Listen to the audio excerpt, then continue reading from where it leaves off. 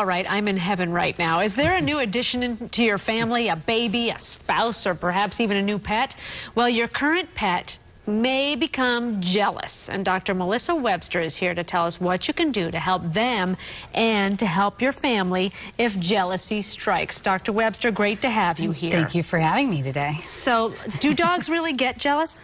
Yes, they get jealous, and they can get jealous of new situations from having to share you. Okay, so say you've got a baby that's going to be coming home soon. You can do things to help prepare the pup for the new addition to the family, right? Yes, absolutely. These guys just had that recently, too. And one of the best things is start gradually, like in the middle of the night when you know you're getting up to have a snack, go have it in the baby's room. Bring the dogs with you. Include them on what you're trying to do with them.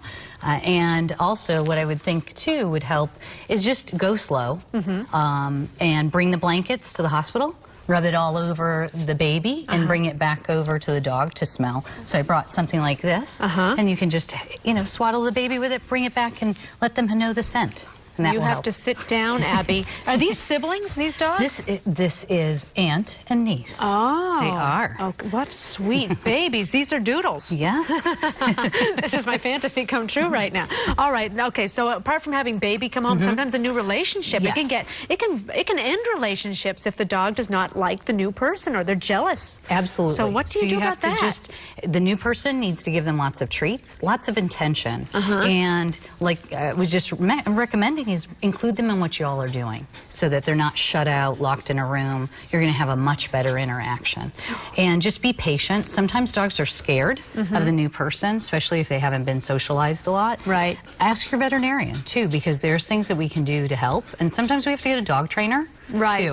To help. Apart from a dog trainer, how can a vet help with this? Well, what we do is kind of find out what the pet's anxiety is about. And we can deal with the anxiety both by changing behavior and training, and sometimes we have to use medications or pheromones to help too. And when you talk about medications, are there natural medications that will help a dog kind of calm down and help There are some natural medications that control things as far as just helping their mood that have L-tryptophan or casein in them, and we find that very helpful. What about introducing another pet to the family? Because it's one thing to deal with human beings, but then you've added, say you bring a nice cute little puppy home, and this one says, hey, wait a minute, I was your one and only. Yeah, the one and only here was Abby, and then Chloe came on board. Right. So we have to slowly, like, feed them separately. Food is a huge competition. And, you know, toys, you just don't get one toy. You need two. Right. Because it's always the mine, and I want the thing I don't have, so. What about, this is a situation that I have with my dogs, and they've been together for a long time, so it's time to get over it, but I'll give them both a big, big bone, and then Freebie, the girl, will walk over and just take his, and he'll start crying, and it's awful, and then we've got a big growl fest going on, so I mean, I brought them both a bone. Well, now what? Yeah, the stealing is... This morning it happened at my house. TJ took both of the bones and is hiding in his house going, dare you to come grab it.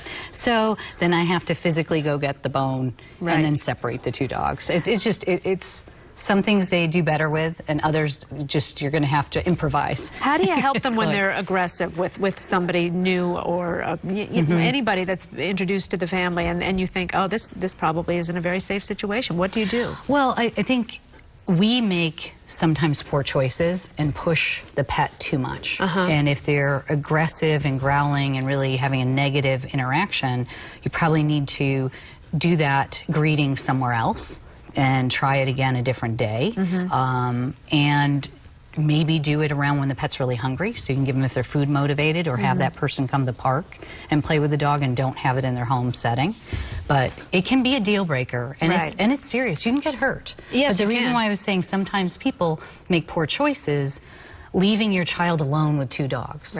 When we hear in the news the terrible things that happen, that's a poor choice. Yes. You know, and it's not the dog's fault or the cat's fault. Right. And cats are very sensitive too. Some people feel cats don't have territorial issues. That's very wrong.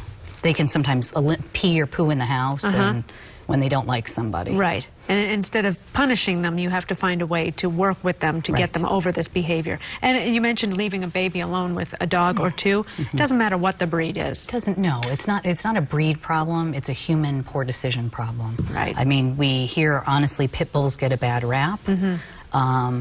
It's not typically the breed. Right.